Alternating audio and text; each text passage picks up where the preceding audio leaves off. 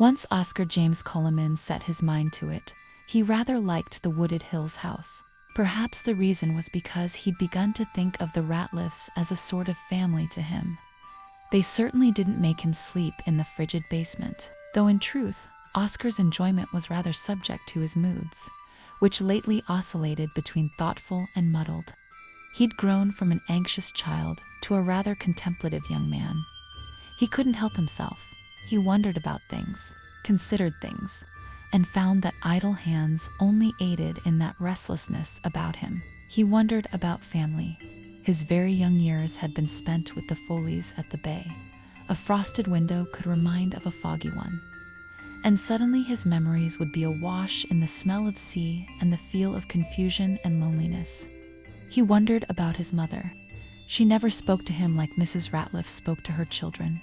There was no openness or curiosity between them. She never answered questions, not about his father or anything. Mr. Ratliff was a good father. He tried for the benefit of his kin. It was evident, and Oscar felt cheated of memories, even false ones, from warm stories of parental love. His mother offered him nothing. He thought about the connectivity of things, like how the strong trees of the forest could be parted from the earth to make a home, pieced into a fire to warm the trunks of their dead, re-pieced together again for decoration, or stand whole in tradition. He thought about these things alone. These ruminations were much too intimate to share easily.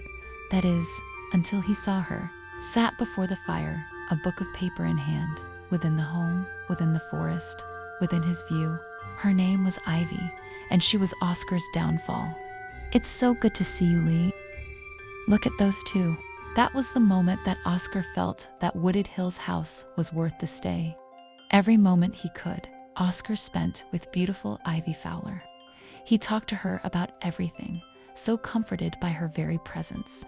And what a jovial presence it was, light and airy as a snowflake. And as the snow began to melt at the end of winter, so too did Oscar's heart. He had to view her, even walked the few miles to her house just to talk with her, to look at her. "Good afternoon."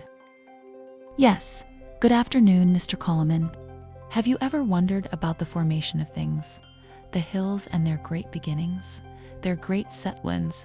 What did those hills look like 100 years ago? 1,000? In those final days at Wooded Hill House, Oscar found himself ruminating with Ivy often. She even promised to write him once he returned home to Ravenwood. He wrote to her often enough himself. Once he even revealed he might love her. But the mail could be slow some days, couldn't it? And each day without a response was an eternity. "Do you think I did right by Oscar, by inviting the Fowlers to Winterfest Eve? He seems..." "Joseph Ratliff, is this you, admitting you're fond of the boy? He's really a bright young man. He reminds me of you a bit. If only Norma would give in and let him be his own man." When Oscar finally did hear from Ivy, her letter was stern but polite. She did not feel for him as he did for her. She said his temperament was too different than her own, and he was heady and dour, and to please not write her. He did, of course, without reply. "Oscar! Oscar, what are you doing? Are you drunk?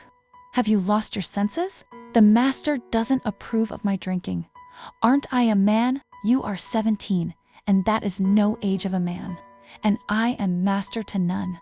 You'd do well to remember I care about you. Don't you mean care for me? Letting me sleep in the big house? I mean care about you.